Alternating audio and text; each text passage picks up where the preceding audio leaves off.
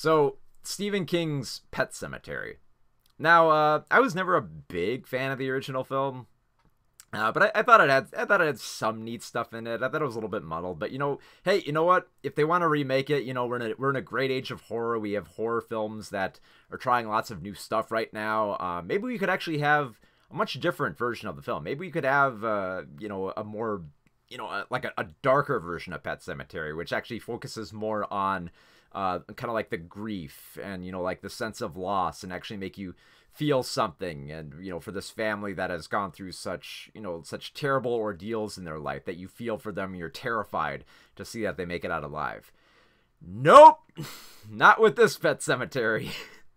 Like, I think I mentioned this in my review. There's one of two ways that this film could have gone. It could have gone the extra dark route, where you really do feel that huge sense of grief and loss of like a loved one, where you're not really willing to say goodbye. Or you could go the roller coaster route, where you get lots of, like slasher elements and jump scares, and lots of like, like thrills that come by the screen, where you kind of have like a mixture of both laughter and screams. And that's pretty much what Pet Sematary is here. It takes the story about like having like like a dark history and a haunted land, and bringing people back from the dead, and just goes for kind of like the goofy slasher part of it, which I gotta admit it does kind of work on some spots here, but I just feel like there could have been more here, because like some of the I gotta admit, like some of it feels a little uncomfortable at times, even a little bit kind of awkward to kind of look at this material, this story, and kind of have a laugh at it. Because like haunted mansions and stuff like that, like kind of stuff with like The Nun, where it's like kind of like a goofy haunted ghosts possessing a church type deal. It's kind of ridiculous. This is one of those films that kind of made me feel kind of awkward trying to laugh at this story, which involves kids coming back from the dead and cats coming back from the dead to kill. So the story is, you have the Creed family have kind of moved out into the woods. They want an easier, simpler life. They think it'll be simpler out here, except it's not simple, because in their backyard is an ancient burial ground, where if you bury anyone on a certain plot of land in the soil, they will come back to life. Except when they come back to life, they're not going to be the same. They're kind of going to be asses. They're not literally. They're going to come back and they're going to start killing people. They're going to start saying nasty things. They're going to start talking about the afterlife and start doing terrible things. Now, the one person who's resided on this land is Judd, and he's aware of this. He's played by John Lithgow, who, man, John Lithgow, he always feels like such an underused actor here, because here he could have made it like a great Judd as like this character you want to like as like the kindly old, caretaker of the land. But I feel like he's kind of wasted in this film just a little bit here. Mostly because the film doesn't have too much time to set up all these characters. Like, we have to quickly set up that the father of the Creed family, Dr. Lewis, who's played by Jason Clarke, which I'm pretty sure this might be like the best role I've seen of Clarke in quite some time. Usually he's very hit or miss here, and I think he actually did a really good job here. He's hoping that he can take it easy by just being a university doctor.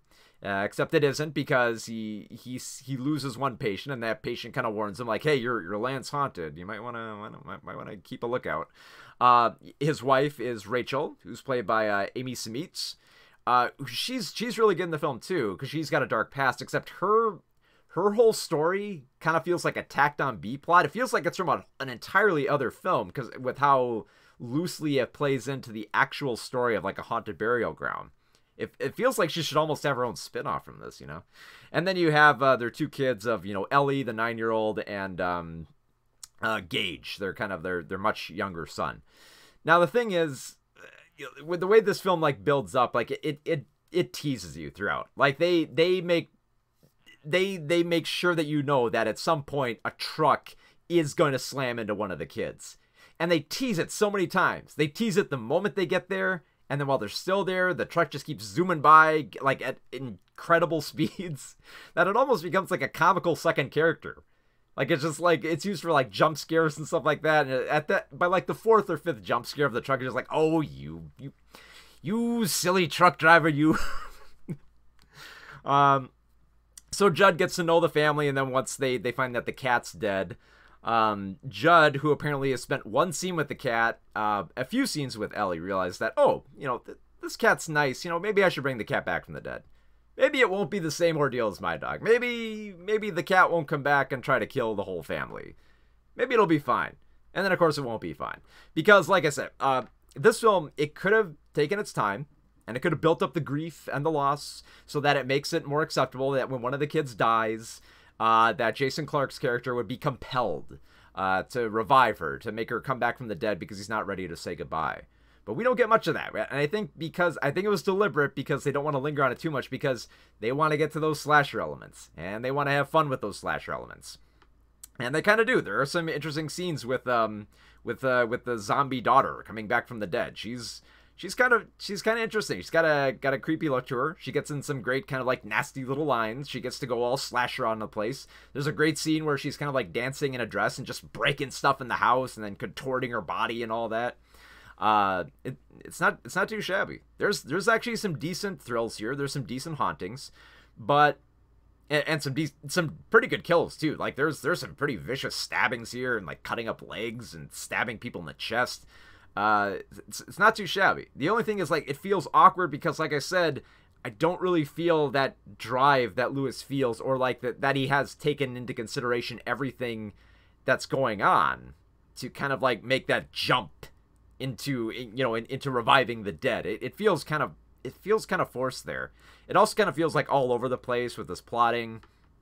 They really try to amp up the spookiness of it that it's almost laughable. Like when they go to the burial grounds, it's always at night, and it's always when there's lots of like fog and deep mist, and there's thunder looming in the background. I didn't even know there was going to be thunder that night, but apparently there is in the haunted burial ground. And then when zombies come back from the dead, they kind of like unearth from the dirt, and their hands ascend and they grab, and it just kind of feels, kind of stock. It's not terrible. I mean, it does get some decent shocks in here.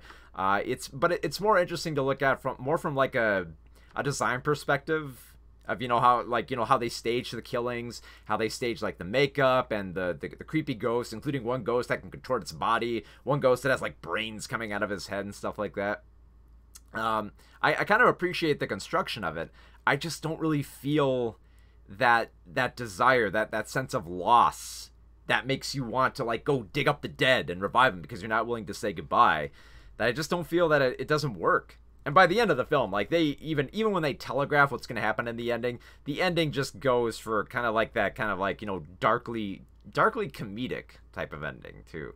And it's debatable whether it's intentional or not. So, I mean, I enjoyed the performances. I thought they're all right, but I feel like there could have been so much more here, and I don't feel like it's all up there on the screen, that I was just kind of like tacitly enjoying the film about as much as I would like, something from like the, like a spin-off from the Conjuring universe, where it's obviously going for more jump scares. Not as many jump scares as you think, though.